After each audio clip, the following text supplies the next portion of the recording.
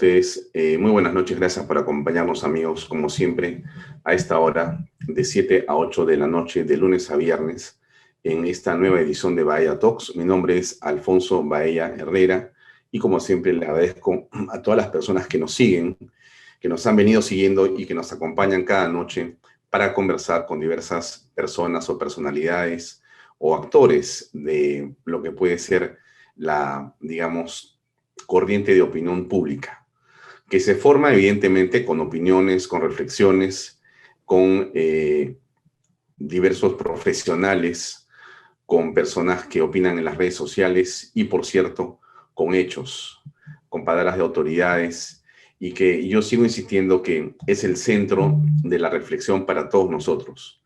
Hoy más que nunca, los peruanos debemos estar atentos a lo que está ocurriendo en el país, porque dentro de pocos meses vamos a votar. Vamos a ir a las urnas democráticamente, de manera libre, para elegir quién debe gobernar el país por 5 años. Y ese acto, que es uno que de muchas maneras expresa lo que es la democracia, tiene que ser hecho conscientemente y de una manera responsable y madura.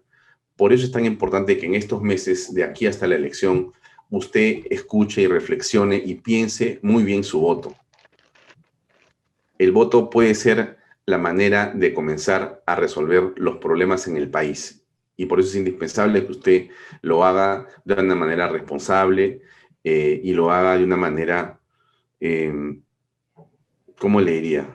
No lo vamos a decirle sabia, pero sí de la mejor manera posible, ¿no? De la mejor manera posible. Bien, hoy no es un día, lamentablemente, bueno tampoco para el país. Quizá la única noticia que valga la pena comentar sea que ayer el gabinete de la señora Bermúdez logró con 111 votos la confianza y entonces valida ya y legitima su presencia y su acción ejecutiva. Creo que eso es importante. El Congreso, después de escucharla, sin mayor debate, se produjo la votación y se avanzó, se avanzó. Pero como todos sabemos, el gobierno no es solamente los votos que el Congreso pueden o no darte. El gobierno es bastante más complejo. Y este espacio en el que nos encontramos, este interregno hasta que se produzca la elección y el cambio de mando, es especialmente sensible. Hay mucha tensión, hay muchas expectativas y eso hay que ver cómo se maneja.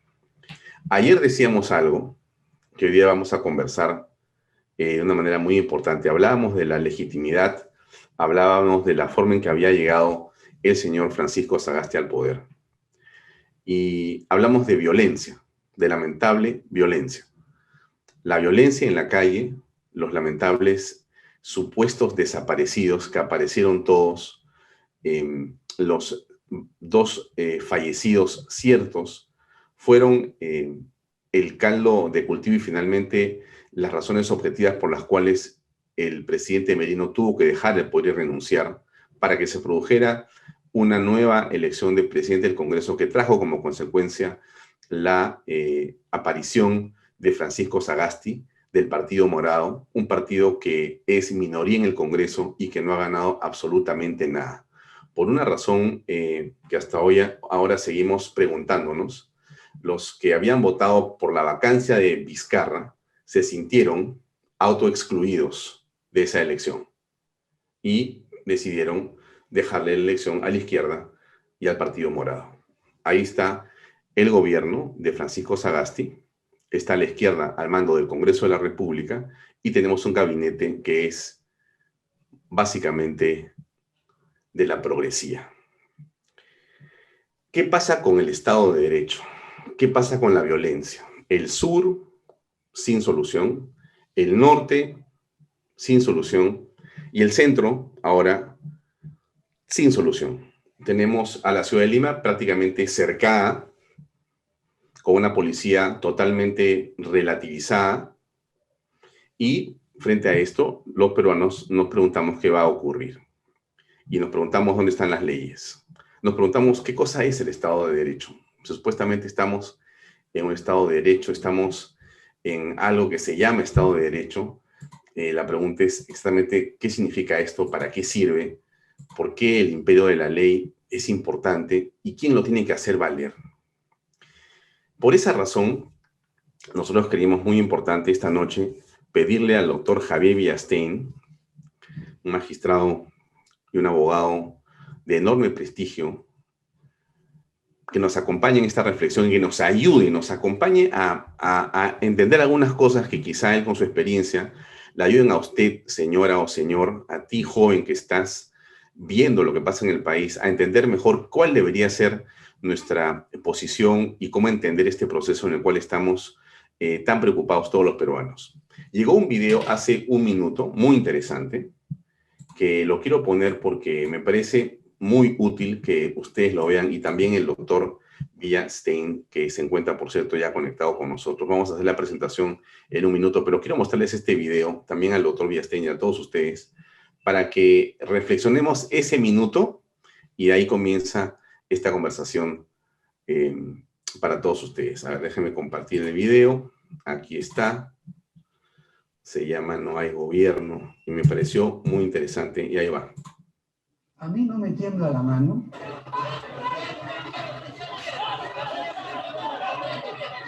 A mí no me tiembla la mano. ¡Lo prendieron un camión, Lucy! A mí no me tiembla la mano.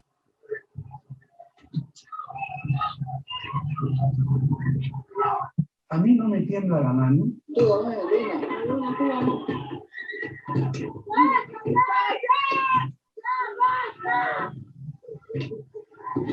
A mí no me tiembla la mano.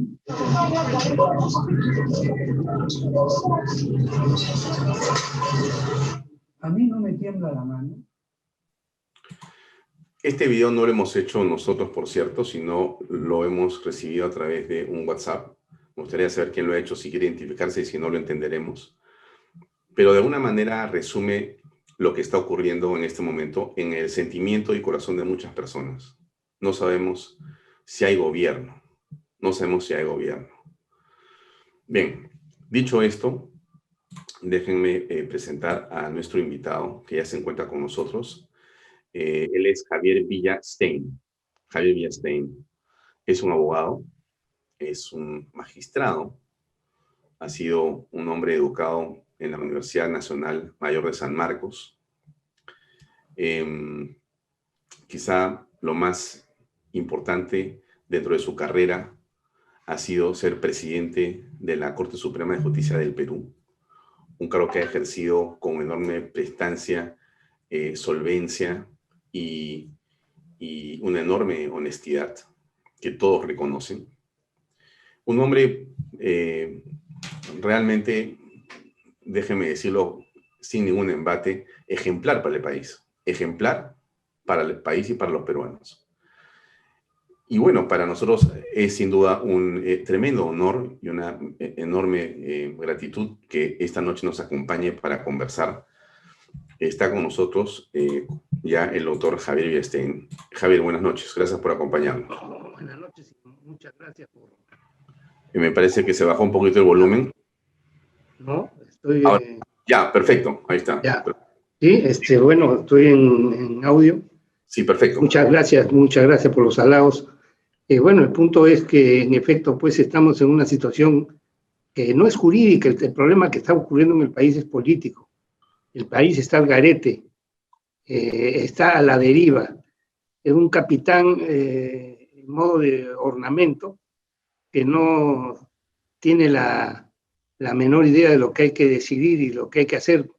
Yo siempre he dicho que detrás de un buen discurso hay una mala gestión.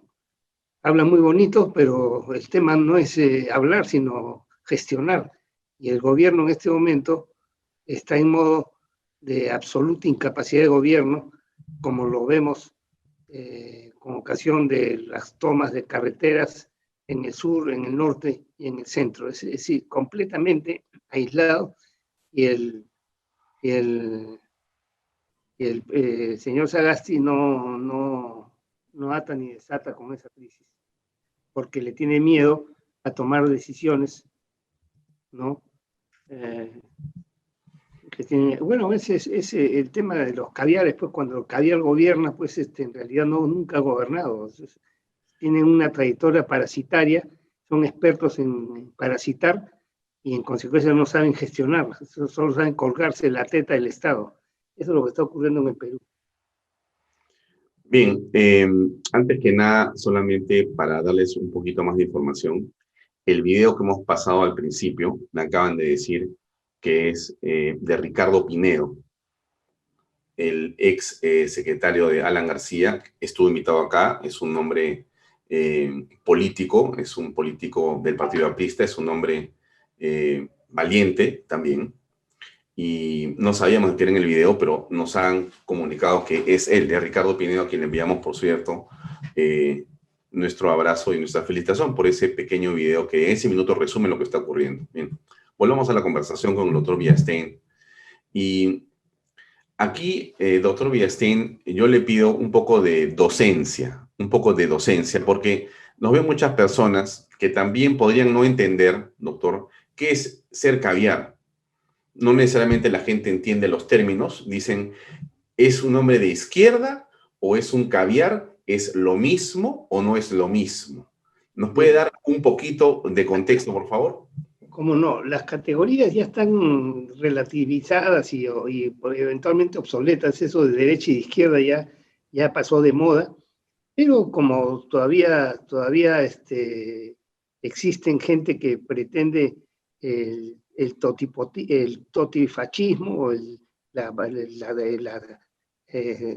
una actividad todopoderosa del Estado, y los que creen o los que creemos en el libre mercado, en la libertad, en la democracia. Pero ¿qué cosas son los caviares? Los caviares no son de izquierda ni son de derecha, no son nada, son basura, para decirlo de una manera descolorida. Los caviares son parásitos que tienen un lenguaje de pseudoizquierda, ¿no? Pero quieren vivir como de ultraderecha. Esa es la verdad, parasitariamente. Esos son los caviares. ¿Por qué se le dice caviares? Porque no son rojos, ¿no? Son rosaditos, como el caviar.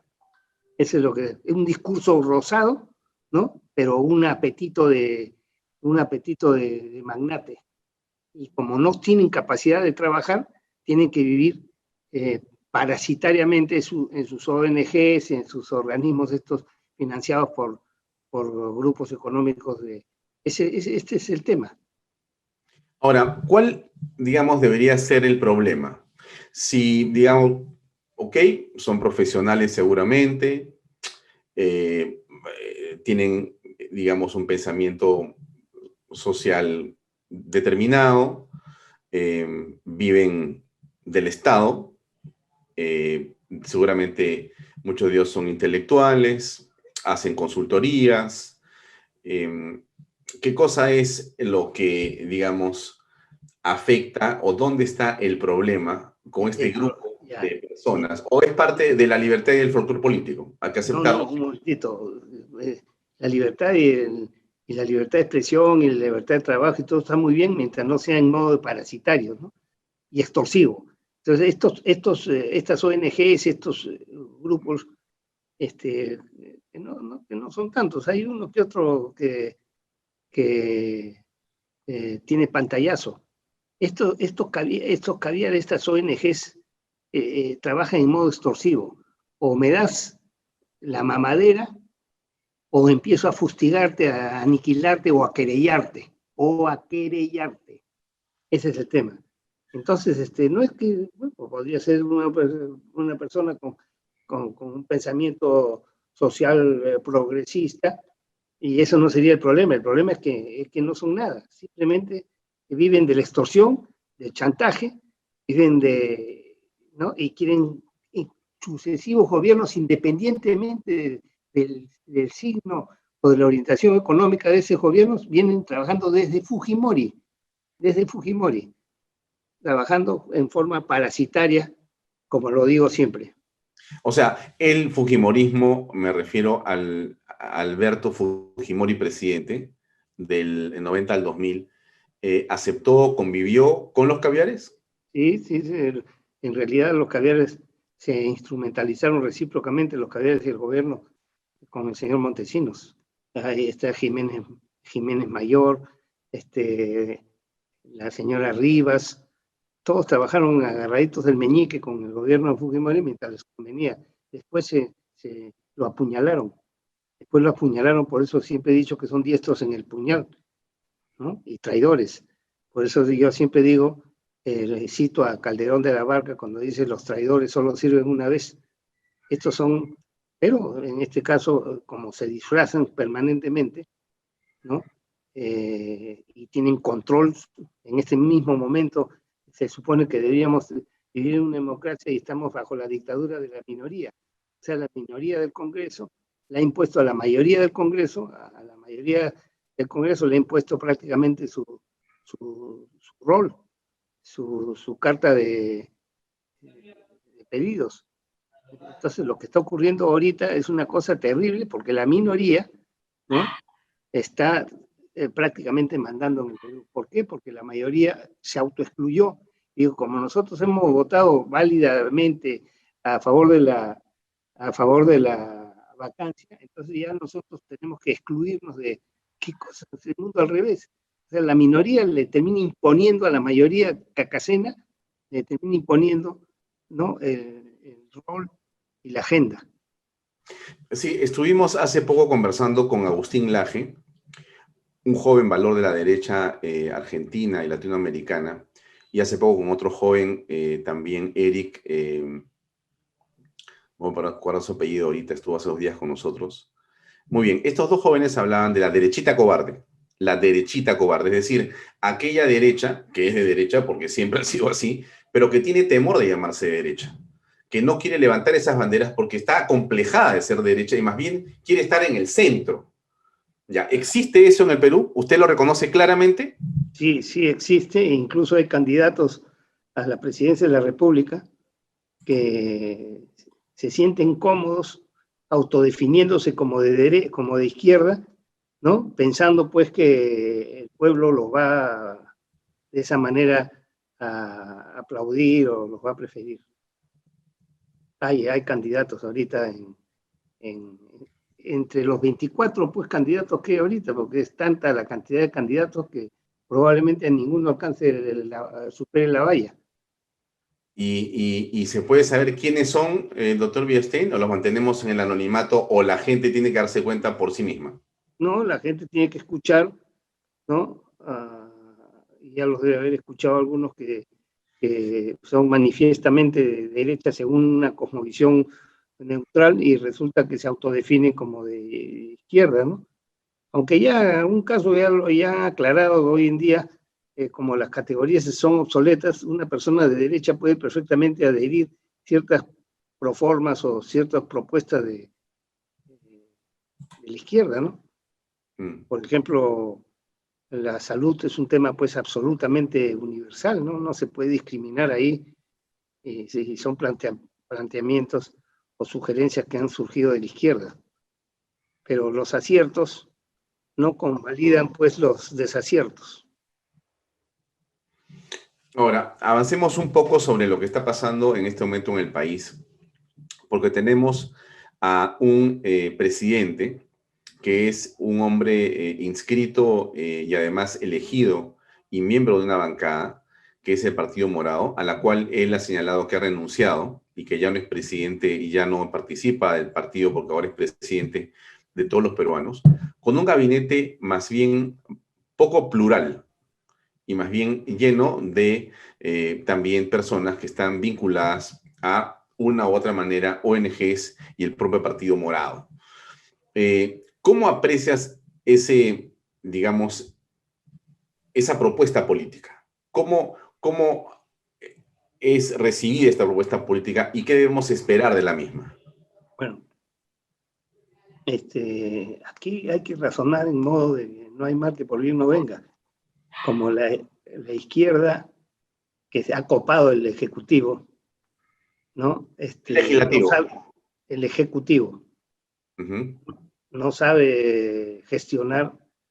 Bueno, ojalá que en estos pocos meses nos demos cuenta de lo inútiles que son. Por lo pronto ya están demostrando que son un disparate desde el momento que hay tres grandes carreteras conectadas con la capital del Perú que están completamente bloqueadas y el presidente, el encargado de la presidencia, no ata ni desata, no ata ni desata. Ya. Entonces, lo que tenemos que hacer es observar y reconocer su incapacidad.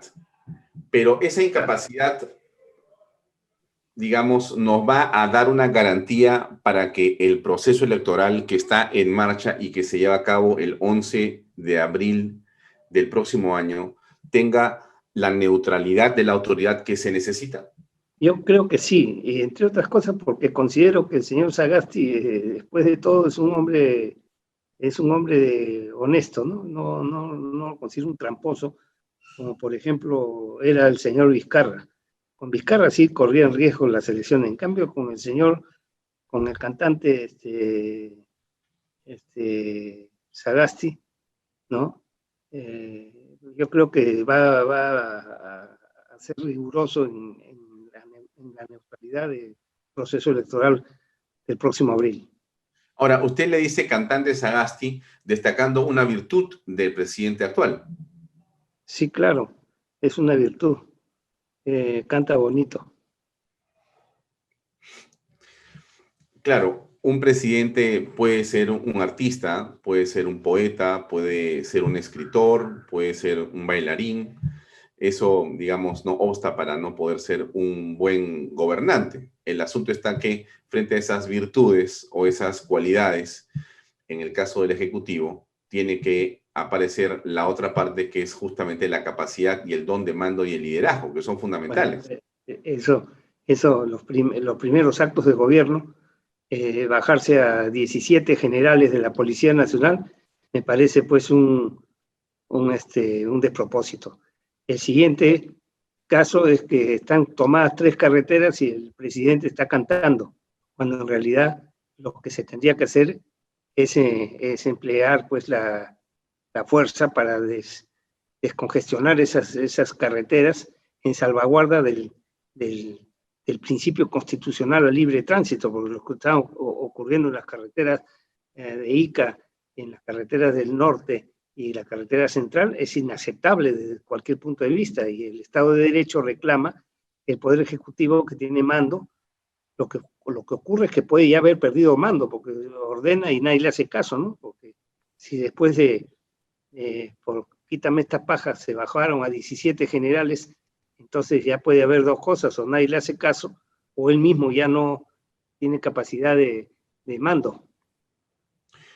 Claro, al presidente de la República en este momento se le está, digamos, colocando dentro de su menú de gobierno inmediato. Vino seteado con el tema de la pandemia, el tema económico y el asunto del proceso electoral. En realidad, eso era aquello en lo que tenía que, digamos, enfocarse.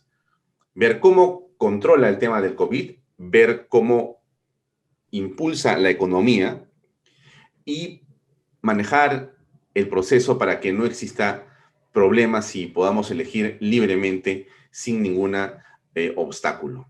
Pero aquí hay una carátula que yo veía del Otorongo, este diario de Perú 21, donde hay muchas caricaturas y toman más bien un poco a la broma, y lo ponían al presidente del Partido Morado, o al presidente del gobierno transitorio, Francisco Sagasti, en un piano, tocando piano y cantando, con 3 problemas sobre ese mismo piano, que es el paro agrario o esta movilización de los sectores agrarios para tomar carreteras y pedir una serie de concesiones, la crisis en la Policía Nacional del Perú y el tema de las vacunas que no se define.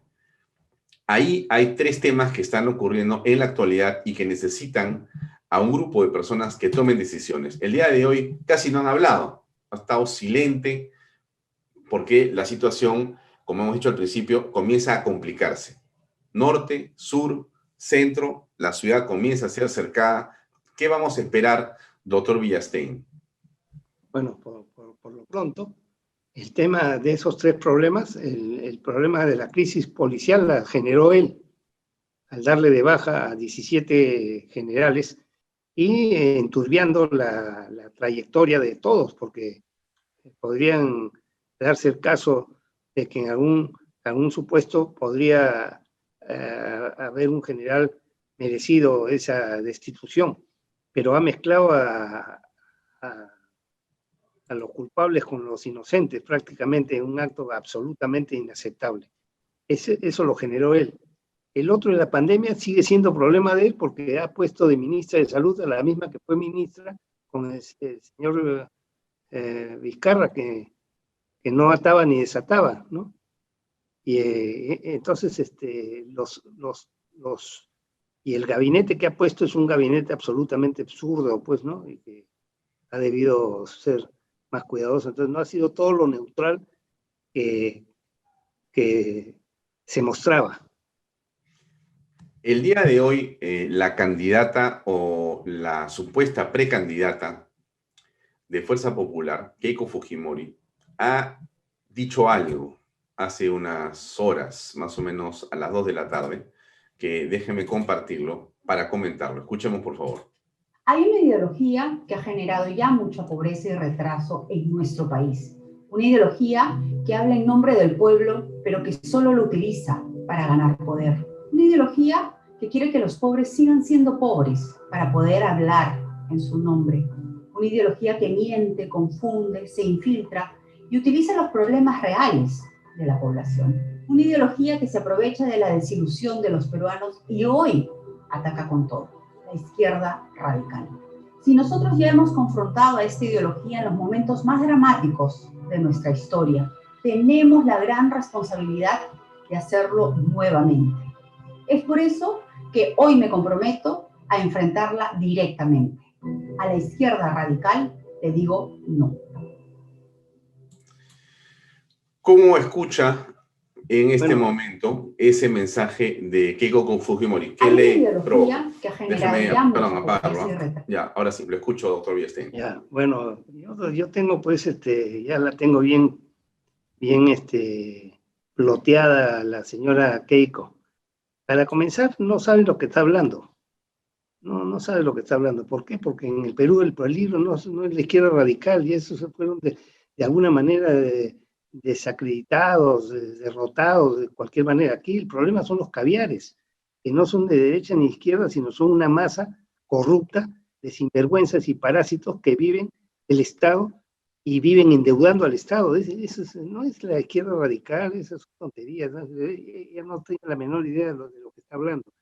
Y además ella es tibia, y como tibia que es bien difícil que pueda enfrentar nada, ¿no? Es tibia. La última declaración que ha hecho la señora Keiko es desacreditar al movimiento de resistencia, que era el movimiento más coherente que podía respaldarlos. Ella no sabe lo que está diciendo. O sea, ¿usted cree o tú crees, Javier, que estamos hablando de una lideresa tibia que no tiene la fuerza para poder definir cosas? Completamente tibia. Si se va a la Comisión de la Verdad en Estados Unidos a hablar maravillas de la Comisión de la Verdad en la Universidad de Harvard, y cuando fue ese organismo, ¿no? Y repleto de caviares, fueron los primeros en apuñalar al presidente Fujimori. Es una mujer muy tibia, completamente, y no entiende nada de política. No entiende nada de política. Como ya, yo siempre digo, ¿no? Javier, ella cuando habla de izquierda radical, que es la que en opinión de Keiko, por lo que entiendo en ese video, ella identifica que es la izquierda radical la que está detrás de esta violencia. ¿Ya? El tema no es esa izquierda radical, el tema es el caviaraje. El caviaraje, ese es el problema. Porque el caviaraje se disfraza, pues. El caviaraje se disfraza, con el viejo truco de los derechos humanos, el derecho a la verdad y a la lucha contra la corrupción, ¿no? Se disfrazan en todas esas frases y con esas frasecitas nos están gobernando prácticamente. Ellos son la reserva moral, los directores de conciencia, ¿no? De estas ONGs. Esa es la verdad.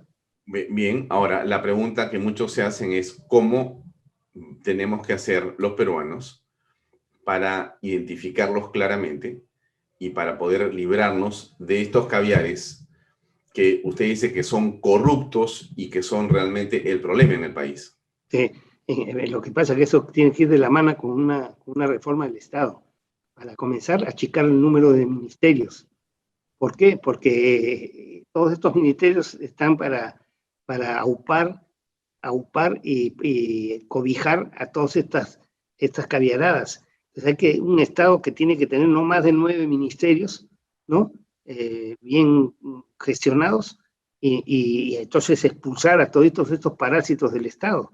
Eso es lo que le tienen pánico a un planteamiento como el nuestro, porque saben que se quedan sin trabajo. Estos parásitos, pues. Bien, ahora, nosotros hemos recibido otro video de Tino Santander. Tino Santander estuvo invitado acá en el programa hace, creo que, unos 4 o 5 meses. Él es un hombre muy formado, un hombre que tiene mucha conciencia y mucho, digamos, interés en la política. Y él está ahora patrocinando un movimiento de reivindicación de derechos y se enfrenta a los bancos, a las AFPs, dice que a las farmacias, etc. Y tiene un grupo de gente grande que lo está siguiendo. Yo quisiera escucharlo un par de minutos para que veamos cómo se están expresando otro grupo de personas en otras partes del Perú y cómo existe aparentemente una latencia, existe aparentemente un espacio de insatisfacción política que se está empezando a enardecer. Déjenme mostrarles el video de Tino Santander. A ver, ahí viene. Tino Santander, coordinador nacional de la Asociación de Familias por una Banca Solidaria. Me encuentro en Huaquespampa, un centro poblado que pertenece al distrito de Chumpi y que está en Coracora, en la provincia de Parinacochas, en la tierra inmortal de Ayacucho. Huaquespampa en quechua significa el lugar, la pampa del llanto. De aquí partían miles de campesinos a buscar un destino mejor hacia la costa y caminaban a caballo o en mulas 4 días a Sachal.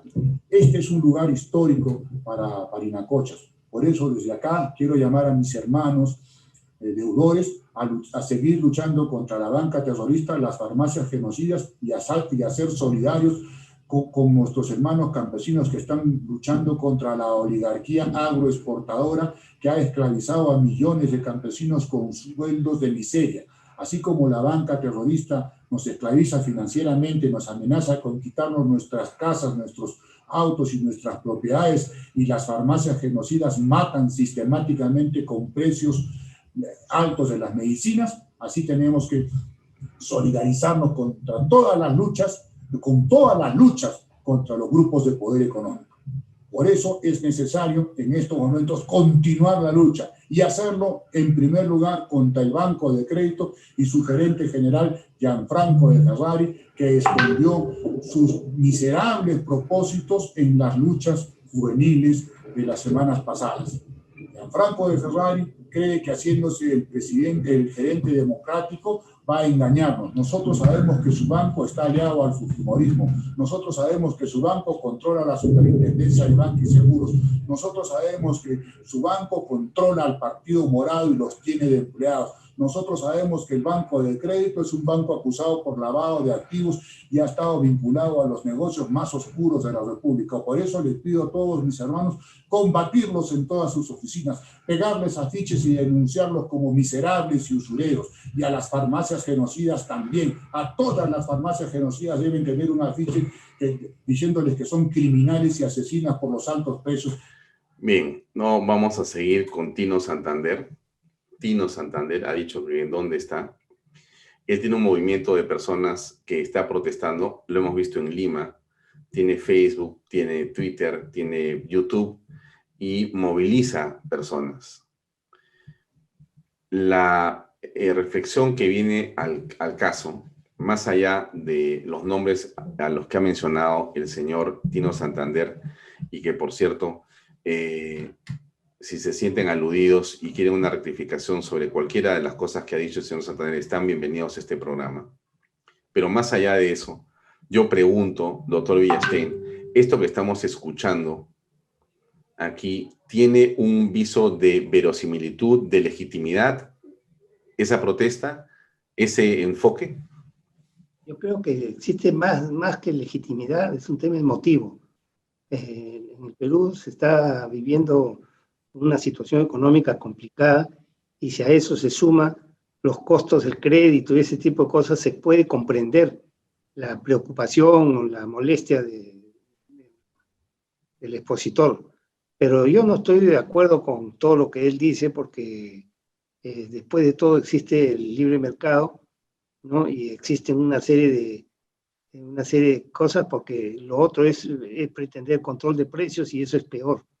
Tiene que haber, en todo caso, manejarse bien el tema del mercado. El ministerio que corresponda debería evitar las prácticas monopólicas y ese tipo de cosas para o convenios sobre precios a que alude con lo de las farmacias, pero nada más que eso, porque no creo yo, me parece que hay un tono radical en lo que dice el periodista. Señor Santander, muy bien. Ahora, cambiando de tema, regresamos al tema en el que usted tiene una materia y una experiencia enorme, que es el tema judicial. Si usted está candidateando, además, en este momento, o está como precandidato, o el número 3, por Renovación Popular. Así es. Al Congreso con Rafael López Aliaga. Y está usted como número 3 en esa lista congresal. La pregunta es, ¿qué haría o qué reformas son aquellas que sí vale la pena llevar adelante que tienen que ver con la justicia en el Perú? Bueno, pues, el tema de la justicia forma parte de la reforma del Estado en su conjunto. O sea, no es un tema solamente de ver el Poder Judicial pedir más presupuesto. Por ejemplo, hoy he escuchado que ha asumido en buen momento, claro, y para bien por ella, la señora Elvia Barrios. Y entonces ella dice que va a pedir presupuesto, pero el tema no dice que no sé cuántos miles de expedientes. El tema no es solamente presupuesto. El tema es que hay causas que nunca debieron llegar al Poder Judicial. Hay causas que nunca debieron llevar a la Corte Suprema, por insignificantes, por diminutas las pretensiones. En ese sentido se tiene que ser pragmático y buscar no acrecentar el presupuesto, sino al contrario, ver la manera de que se disminuye el presupuesto en favor del Estado. Entonces, una de las propuestas que hace López Aliaga, y con la que estamos completamente de acuerdo, es el achicamiento del Estado, al modo de Singapur. Un Estado pequeño, de pocos ministerios, pero bien remunerados y bien atendidos, y un poder judicial efectivo, ¿no? Que no se pierda en detalles. No puede ser que un juez de la Corte Suprema, después de 17 años de un juicio patrimonial, lo anule, pues, ¿no?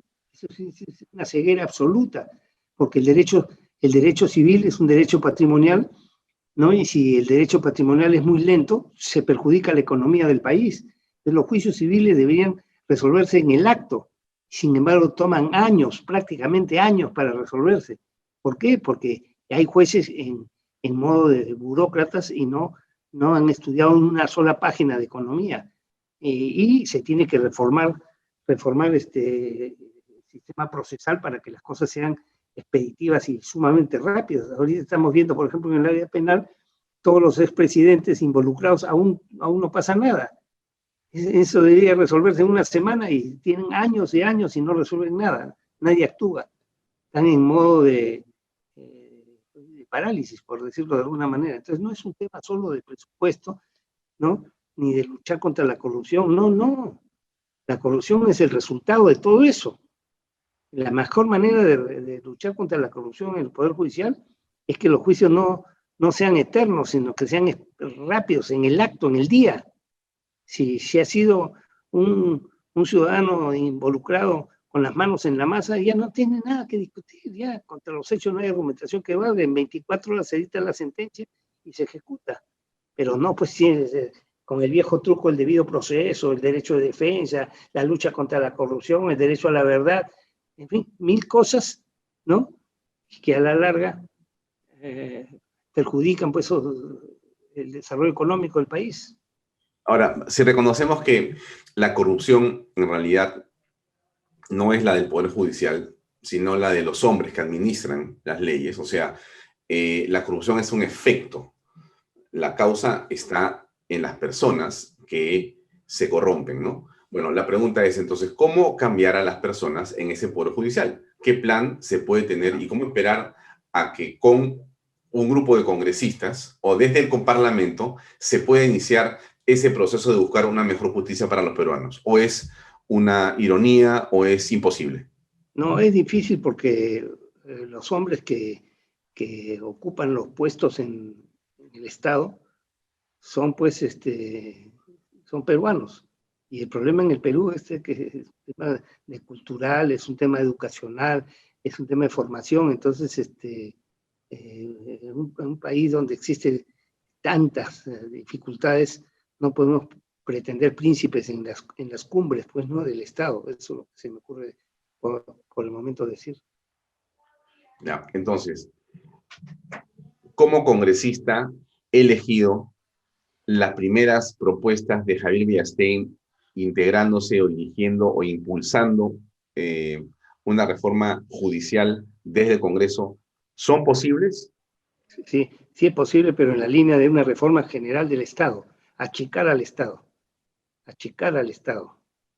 mucho ministerio. Y eso es ineficiencia absoluta. Y dentro de eso, el Poder Judicial, sobre todo, trabajar los temas procesales.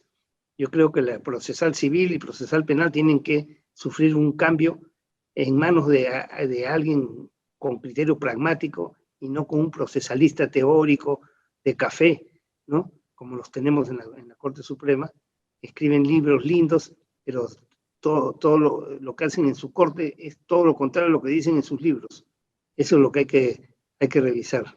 Ya. El señor Mauricio Müller ha sido promotor de una ley, la ley Müller, que lo que hace es regular la publicidad del Estado en los medios privados. Creo que esa idea de esa ley, esa iniciativa, le ha valido la desaparición de la política. Yo le preguntaría a usted, doctor Villastein, a ti, Javier, le preguntaría si tú estarías dispuesto a impulsar esa ley a costa que te desaparezcan de la política. Es una pregunta bien complicada, porque en realidad no es tampoco desaparecer o que continúe, sino es un tema de regulación. Yo creo que ese tema se tiene que estudiar en modo progresivo, porque decir que no a la publicidad estatal o sí no, tiene que estudiarse en mecanismos al respecto para evitar pues perjuicios colaterales y múltiples en esa materia y contra esas instituciones o personas. Claro, pero ahí aparece la llamada mermelada. La mermelada. Bueno, es que esa es una forma de llamar, porque la libertad de prensa no puede estar subordinada a un pago, ¿no? Por ejemplo, yo en algún programa anterior contigo hemos conversado que los diarios Chicha pagaban sin factura y ahora pagan con factura. Entonces ese es otro tema. Eso ya es corrupción. Pero la publicidad propiamente no tiene por qué ser, no, si hay transparencia y es bancarizada, no tiene por qué ser satanizada. No, digo yo. Pero puede haber que con el argumento de la bancarización y de la transparencia, en el fondo se estén ocurriendo otras cosas, y esto queda pues en el ámbito de la ética del periodista o de los periodistas o de los diarios, ¿no? Claro, pero el periodista no la recibe, creo. Hasta lo despiden por quítame estas pajas. Lo que importa es lo que el medio está generando y promoviendo dentro de. Ahí hay, de todas maneras, un trasiego de dinero sobre la base de venta de publicidad, pero que en el fondo lo que hacen es ponerse... Porque aquí de lo que se trata, doctor Villastein, y corrígeme, perdón, Javier, lo siguiente, ¿no? Se trabaja sobre percepciones, las encuestas y los medios. Quien maneja las encuestas y maneja los medios es el que gana la elección. Si tú, como Villastein, no manejas encuestas ni medios, va a ser difícil, ¿o no? ¿O me equivoco? No, Federico Nietzsche decía, no existen los hechos, sino la interpretación de los hechos.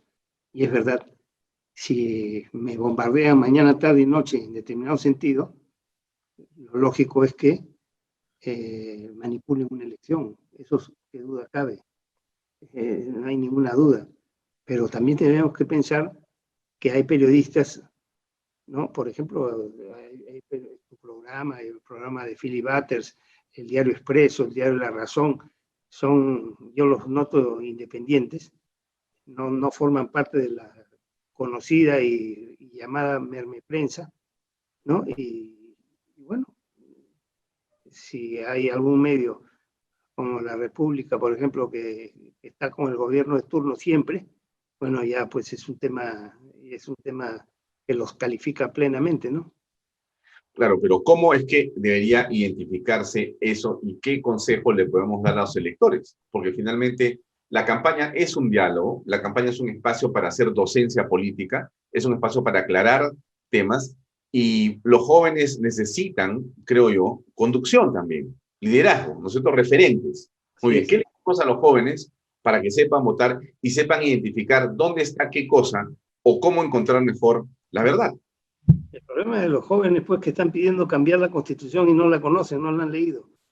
Entonces, ser joven por sí no es un mérito, es un estadio en la evolución del ser humano. No es más valioso que el anciano, ni que el hombre maduro, salvo que haya un tufillo de gerontofobia, ¿no? Gerontofobia, pero en realidad los jóvenes son jóvenes, tienen mucho que aprender. Como yo le dije a un joven cuando no pude manipular mi celular, por favor, tengo este problema, lo resolví en un segundo. Y yo le dije, tú para saber lo que yo sé, no te alcanzaría tu vida, pero yo para saber lo que tú sabes, yo tendría que volver a nacer. Eso fue lo que le dije, y es verdad. Para yo saber lo que sabe un joven, yo tengo que volver a nacer. Pero para que él sepa, en consecuencia, las generaciones se interconsultan, las generaciones participan en un proceso progresivo de adaptación. Así que no hay que, ¿por qué joven la generación del Bicentenario? Era un momentito, así no es el tema tampoco, así no es el tema. Volvemos al concepto esta tara pues del sentimiento de inferioridad que tenemos mucho en el Perú. Claro, pero cuando hablamos de los jóvenes, tenemos que pasar necesariamente por los padres. Los jóvenes tienen padre y madre que de muchas maneras los forman, los educan, los dirigen, les dan ejemplo, les hacen referencia y los hijos en buena parte son lo que los padres han creado de ellos. Entonces, bueno, cuando hablamos de lo que sea que hablemos, de la generación del Bicentenario, de la generación equivocada, lo que quieras llamarle, son los padres los que tienen responsabilidad sobre esos jóvenes. No es que le puede decir, allá tú te has equivocado, mira lo que has hecho. Un momentito. O sea, tampoco es así, ¿no? Decir, no, mira, aquí en realidad son jóvenes equivocados, qué poco nivel de conciencia, son unos irresponsables. A ver, ¿y esos jóvenes no tienen papá y mamá? ¿Dónde están? Es verdad y al mismo tiempo no es del todo cierto porque los padres tienen un margen de presión, ¿no? Pero existen otros tipos de instituciones que juegan también un papel, por ejemplo, el colegio, la familia en su conjunto, el barrio. Entonces, no es solamente el estímulo de lo paterno-filial, sino también hay otros estímulos. Y en un país como el nuestro, donde está desarticulado, donde hay mucha pobreza, puede ocurrir este tipo de variables, ¿no? De variables. Sí, pero hay un tema importante, doctor Villastén, que yo le pido una reflexión, es la siguiente. De mi punto de vista, las marchas han sido algo extraordinariamente importante, útil y para mí saludable y entusiasta. Uno recobra el ánimo cuando ve a tantas personas marchando. Pero la marcha en sí misma no ha traído problemas. Pero ha habido un grupo de personas que son específicamente violentistas, que se han enfrentado a la policía para conseguir justamente heridos o una circunstancia determinada. Pero el 99% de las personas marchó con sus hijos de la mano, con sus banderas, con sus claxones, tocando sus aplicaciones de las ollas. Y eso me parece que está muy bien en un país. Qué bueno que haya gente capaz de salir a protestar cuando cree que algo está mal. Eso es plausible y uno tiene que sentirse orgulloso de esa gente que salió a caminar. Pero el tema está en la violencia. Eso es algo que no podemos aceptar los peruanos. Podemos aceptar que marchemos todos los días o cuando creamos, porque eso es la libertad y la democracia, pero lo que no se puede hacer es violentar una situación, desdibujar una protesta. Yo creo que inclusive deslegitimar la propia marcha y la protesta, enfrentándose a la policía, buscando un herido, buscando lamentablemente una situación trágica como la que ha ocurrido. ¿Qué piensa al respecto? Pienso exactamente lo mismo. Las marchas pacíficas, ilegales, ilegales, porque pueden ser todo lo pacíficas, pero estábamos en estado de emergencia y también esa marcha era ilegal. Pero el gobierno pues estaba tan deslegitimado, ya nadie le hacía caso, que se produjeron las marchas. Están muy bien las marchas, están muy bien. Es una expresión de protesta democrática, pero lo que es inaceptable, ¿no?, es que se haya producido la violencia extrema de la que hemos sido testigos. Digo, hemos sido testigos porque yo le atribuyo el ocaso, o le atribuyo los accidentes o las tragedias, no a la policía. Yo creo que esa cosa ha ocurrido dentro de los mismos manifestantes violentistas.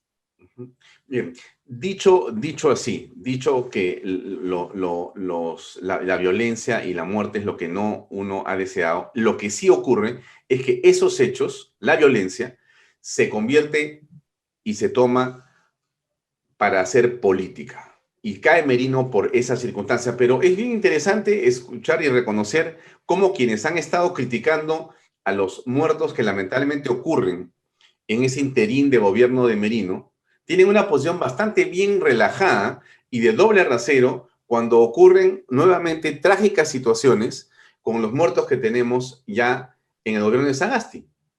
¿No le parece a usted una contradicción o es normal? Bueno, es que una manera y otra. Es que la verdad que Sagasti es un conspirador, pues. Sagasti es el artífice del derrocamiento de Merino, ¿no?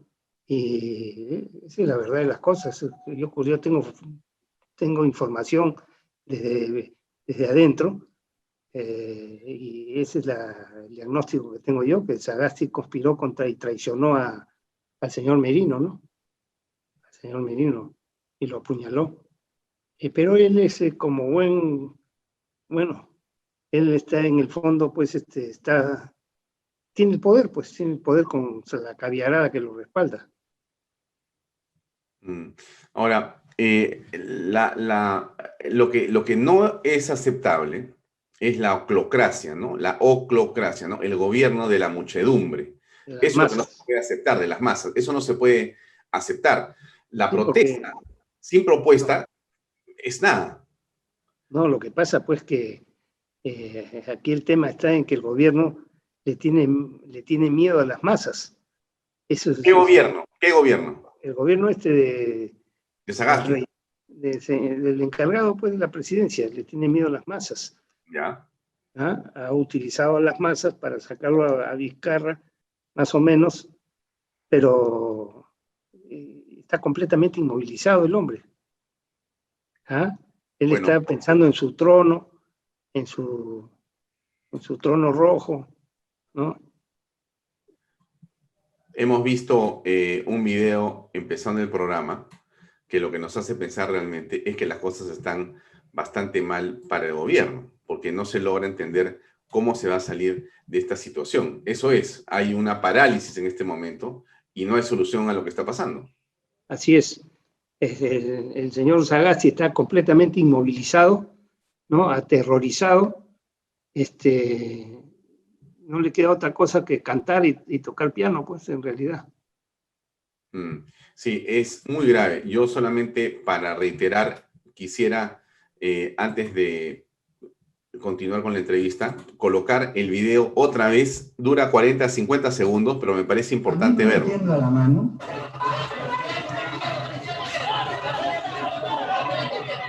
A mí no me tiembla la mano. ¡Lo prendieron un camión, Lucy! A mí no me tiembla la mano.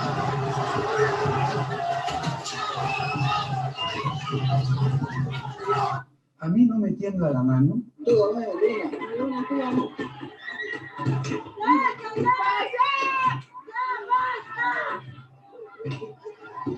A mí no me tiembla la mano.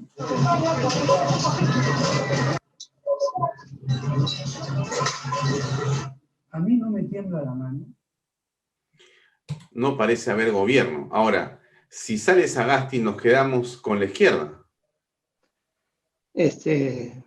Bueno, la presidenta del Congreso en efecto es roja, pero es una roja desinformada, así que no...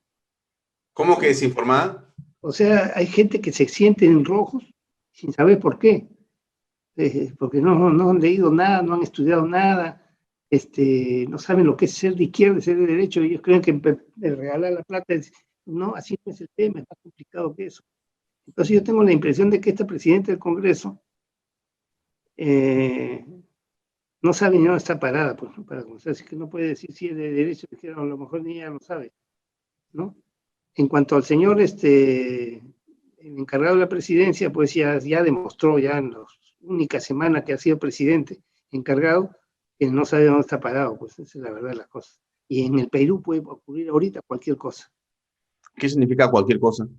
Puede haber hasta un pronunciamiento, un golpe de Estado, porque lo que están haciendo con las fuerzas policiales es agraviante, ¿no? Y si se pretende hacer lo mismo con las Fuerzas Armadas, esto va a ser dramático verdaderamente, porque yo creo que no, después de haber las Fuerzas Armadas luchado heroicamente contra el terrorismo, terminar sometidas a una falange de ese terrorismo me parece inaceptable, ¿no? Pero ¿tú crees, Javier, que a estas alturas en el Perú podría realmente ocurrir un golpe de Estado de la Fuerza Armada contra Sagasti para recuperar el orden público? ¿Te parece? No creo que sea conveniente ahorita porque es muy poco el tiempo que tiene el encargado de la presidencia. No sería razonable ahorita, pero si evolucionaran las cosas en un sentido distinto, más allá del abril, de próximas elecciones de abril, ahí sí podría producirse cualquier cosa, porque en la guerra contra el terrorismo, toda guerra tiene un objetivo político, que es imponer la voluntad al oponente. Y en el Perú, la guerra contra el terrorismo la hemos ganado nosotros, pero los rojos están imponiéndonos su voluntad y su derrotero. Y eso me parece peligroso e inaceptable. Muy bien, Javier. Hemos llegado al final. Te agradezco por tu tiempo, por tu cortesía y por tus reflexiones de parte del público que nos sigue. Muchas gracias. 600 comentarios, por lo menos, y solamente aquí en el Facebook. En el YouTube hay otros varios cientos. Gracias a los 400 y pico conectados en Facebook, acá hay también otras 500 personas más y hemos llegado a varias miles también durante esta conversación. Muchas gracias, Javier. Muchas gracias. Realmente.